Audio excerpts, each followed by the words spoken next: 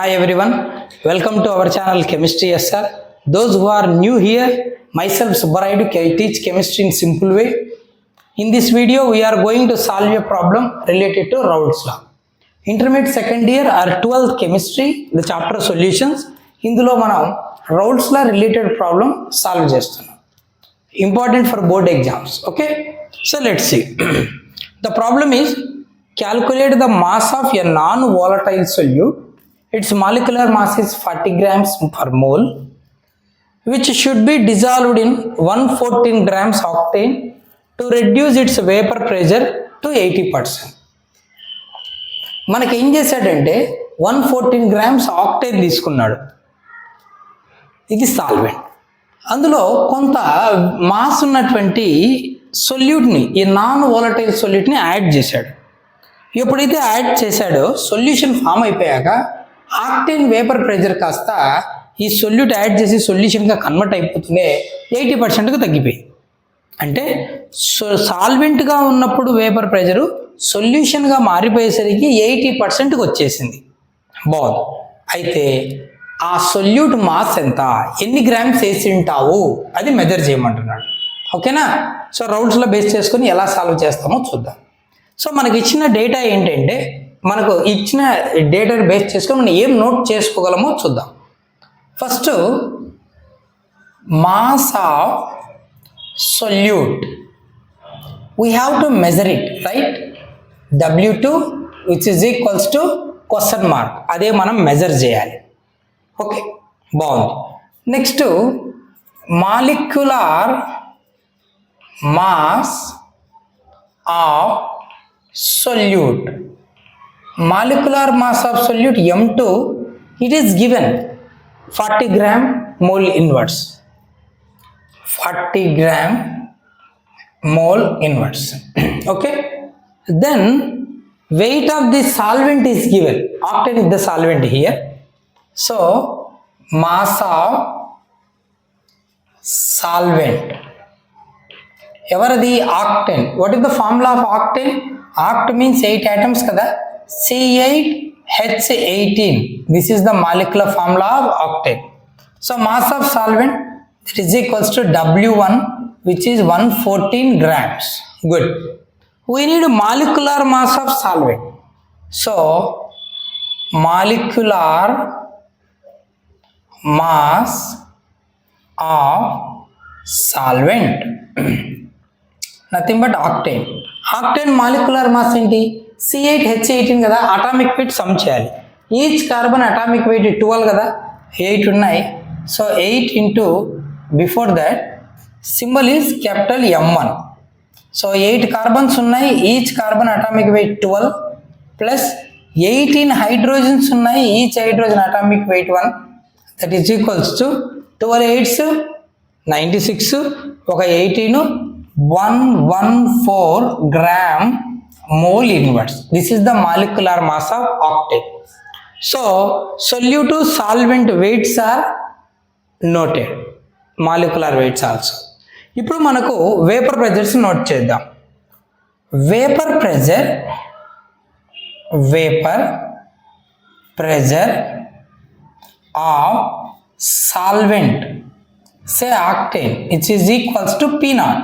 Solvent vapour pressure ఎప్పుడైనా మనం P0గా note చేస్తాం కదా, నోట్ చేసాం. బట్ ఇక్కడ మనకు వాల్యూ ఇవ్వలేదు, సో P0 అని అనుకుంటున్నాం. Vapour pressure of solution which is equals to P. ఓకేనా? ఇది కనుక్కోవచ్చు. మనం ఒక హింట్ ఇచ్చాడు, by the addition of non volatile solution vapour pressure reduces to 80%. అంటే ఇది 100%, ఇది 80%. సో ఇది 100 అయితే ఇది 80 అవుతుంది, ఇది 1 అయితే 0.8 అవుతుంది. అలా వద్దు. విచ్ ఇస్ ఈక్వల్స్ టు ఏమన్నాడు? రెడ్యూస్ టు 80% అన్నాడు కదా. P ఏమంటున్నాడు ఇక్కడ? రెడ్యూస్డ్ టు 80% కదా. అంటే ఏమవుతుంది? P ఇజ్ ఈక్వల్స్ టు 80/100, 80% అంటే అంతే కదా, ఇంటూ P0. P0లో 80% ఉండాలి. అంటే P0 into 80/100, that is equals to ఎంత అవుతుందన్నా? 0.8 P0. సాల్వెంట్ది P0 అయితే సొల్యూషన్ది 0.8 P0 అట్లే ఉంచేద్దాం.